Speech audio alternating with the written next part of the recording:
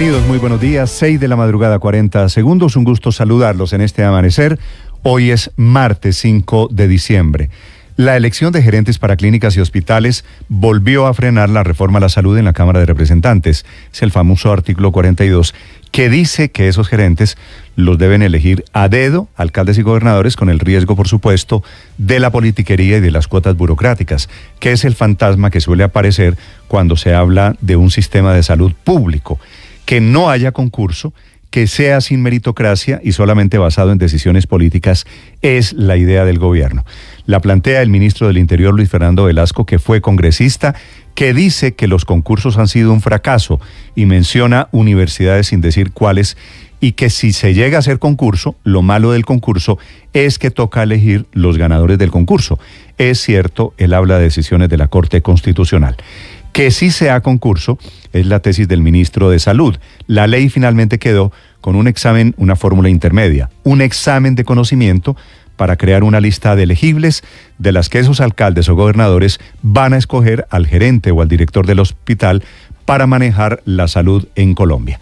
Esa discusión de si hay meritocracia, de si hay burocracia, de si hay politiquería, fue el motivo por el cual no solo se separan otra vez, tienen opiniones enfrentadas los ministros del Interior y Salud, sino que se suspendió el debate anoche en la plenaria de la Cámara de Representantes después de 3 horas de discusión, en donde se aprobaron 4 de 9 artículos que quedan pendientes. Es muy posible que hoy o mañana, escuchen ustedes la noticia, termina de aprobar la Cámara de Representantes el articulado y va ahora, será seguramente el año entrante, al Senado de la República. Si el Senado aprueba esta reforma a la salud, y dice el expresidente Gaviria que vendría un colapso para la salud en Colombia, el régimen de transición dice que 2 años después, es decir, en el 2026, entraría esta vigencia, en caso, eso sí, de que la apruebe y la declare constitucional la Corte Constitucional. A esta reforma, que está prácticamente aprobada en la Cámara, le aparecen, las críticas del expresidente César Gaviria.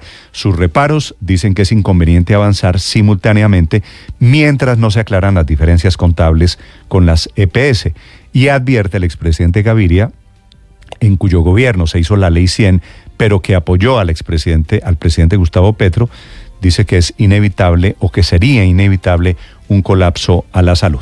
Bienvenidos, ya les voy a hablar de ello. En menos de 2 horas, a las 8 de la mañana, dentro de 1 hora 57 minutos, va a la Fiscalía la saliente directora de la Agencia de Defensa Jurídica, Marta Lucía Zamora, a quien el presidente Petro le pidió la renuncia porque estaba en desacuerdo con lo que ella estaba haciendo en el tema del contrato de pasaportes en la Cancillería. Pero el escándalo se ha ido creciendo. Ella denuncia que hubo una reunión en París para meterse en temas de contratación, en donde estuvieron el hijo del canciller, se llama Jorge Leiva, y un funcionario de la Cancillería, se llama Juan Carlos Lozada Perdomo, que es el director de Asuntos Jurídicos de la Cancillería. Responde Leiva, Jorge Leiva, que de pronto ustedes lo recuerdan, fue presentador de un noticiero de televisión.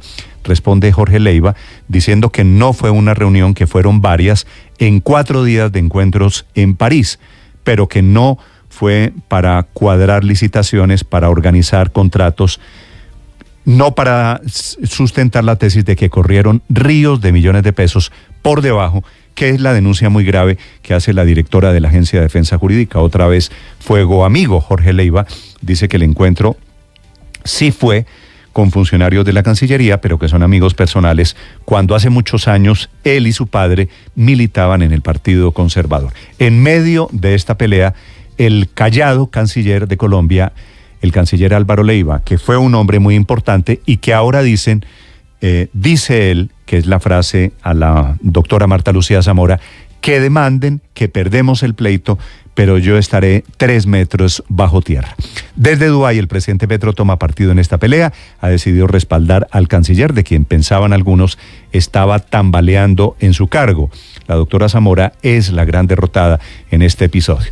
Ya les hablaré de ello. Santa Marta parece condenada a no tener agua potable. Allí también hay un problema con una licitación. La alcaldesa Virna Johnson declaró desierta la licitación para construir el acueducto.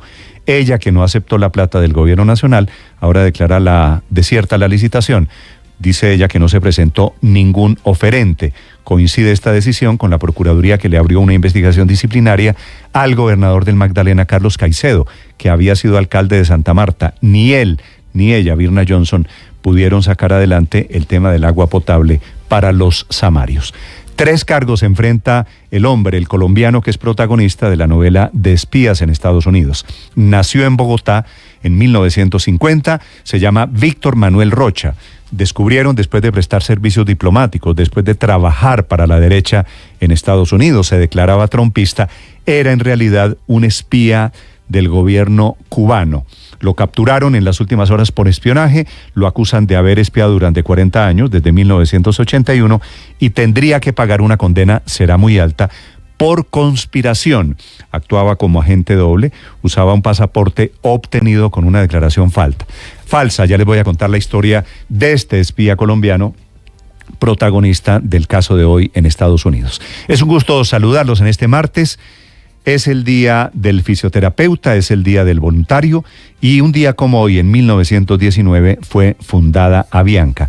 Les contaré también en segundos la increíble historia en Bogotá, en donde al sur de Bogotá, entre Bosa y Kennedy, una familia amanece llorando la muerte de su pequeño, un niño de apenas 5 años, que salió a jugar a un potrero, estaba con su abuela, salió a buscar un juguete y cayó en una alcantarilla que no tenía tapa. Murió ahogado, finalmente rescataron su cuerpo. Aquí están las noticias de Colombia y el mundo. Bienvenidos, los saludos de Mañanas Blue. Enseguida el resumen que preparamos en Voces y Sonidos en Mañanas Blue. En realidad, por problemas diferentes antes que ocurrieron los hechos. Y pues, es lo que se usa para no producir una afectación a la carrera personal de una persona. Marta Lucía Zamora dejó su cargo de directora de la Agencia de Defensa Jurídica del Estado por diferencias con el canciller Álvaro Leiva Durán frente a la licitación del millonario contrato de los pasaportes. La hasta ayer directora de la Agencia Nacional de Defensa Jurídica del Estado, Marta Lucía Zamora, fue despedida entre aplausos por sus colaboradores. La Fiscalía abrió una nueva línea de investigación y además va a llamar a declarar a Marta Lucía Zamora, la saliente directora de la Agencia de Defensa Jurídica del Estado, para que cuente lo que sabe de una supuesta reunión que dice ella hubo en París, en la que habría estado el hijo del canciller Leiva, Jorge Leiva, y Juan Carlos Lozada Perdomo, el director de Asuntos Jurídicos Internacionales de la Cancillería.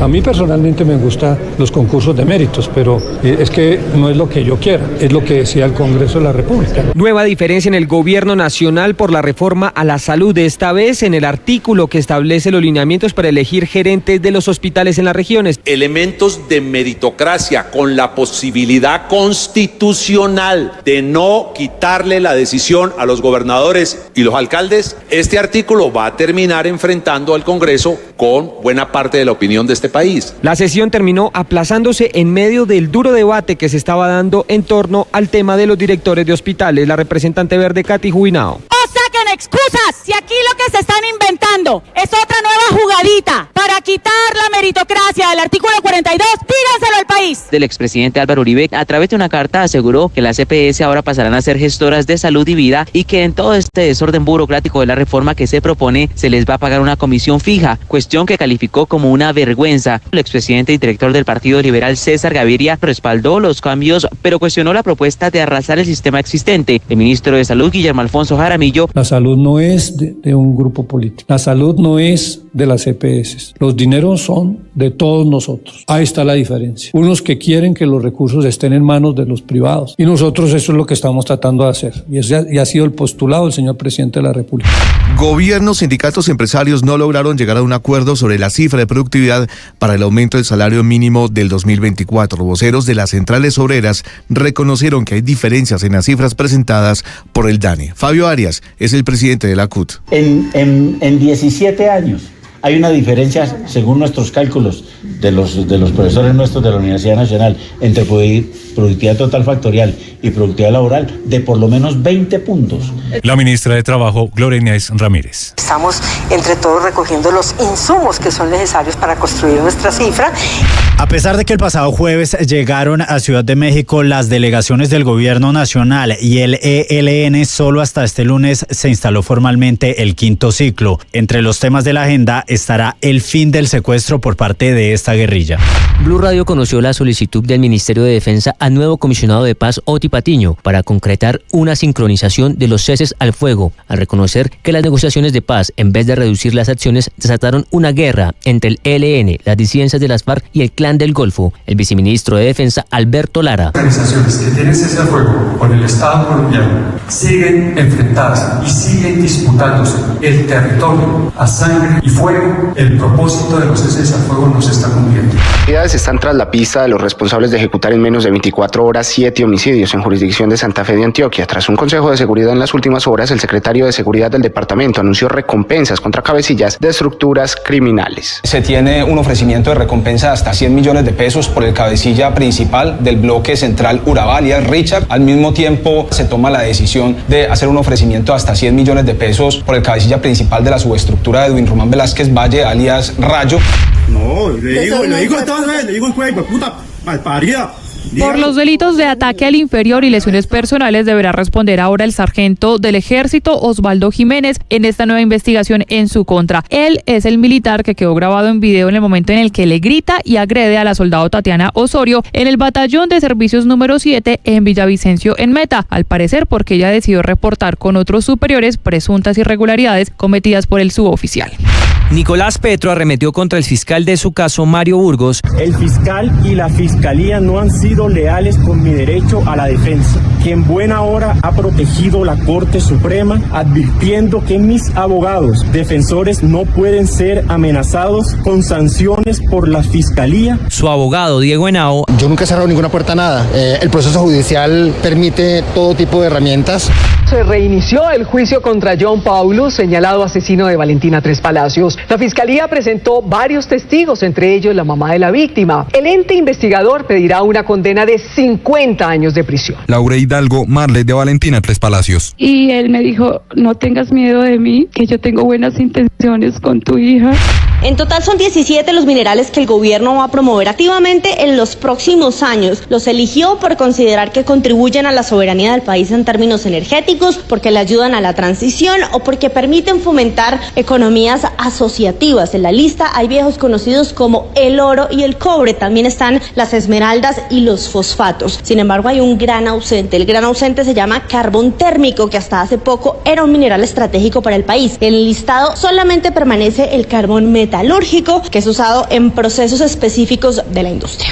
Las autoridades investigan la muerte de un niño que cayó a una alcantarilla en el sur de Bogotá y apareció en la planta de aguas residuales de Gibraltar en la localidad de Kennedy. La empresa de acueducto, a través de un comunicado, expresó su solidaridad con la familia del menor. This action exposes one of the highest reaching and longest lasting infiltrations of the U.S. government by a foreign agent. Ya fue presentado ante un tribunal de Miami Víctor Manuel Rocha, ex diplomático de Estados Unidos en varios países de Latinoamérica, arrestado en las últimas horas por espiar, dicen que durante 40 años, al gobierno norteamericano para el gobierno cubano. Rocha es de origen colombiano, tiene 73 años y podría enfrentarse a cadena perpetua. Las posiciones son distintas, pero la interlocución sigue. Eso aseguró el embajador Luis Gilberto Murillo, reconociendo que las posturas del presidente Gustavo Petro frente a Israel y la guerra contra Hamás han representado la necesidad de seguir explicando la política progresista del Congreso de los Estados Unidos. En este momento nosotros diríamos que hay mucha incertidumbre porque el mismo proceso político en los Estados Unidos así lo está planteando. Esperamos que somos optimistas de que se va a mantener y estamos trabajando para eso.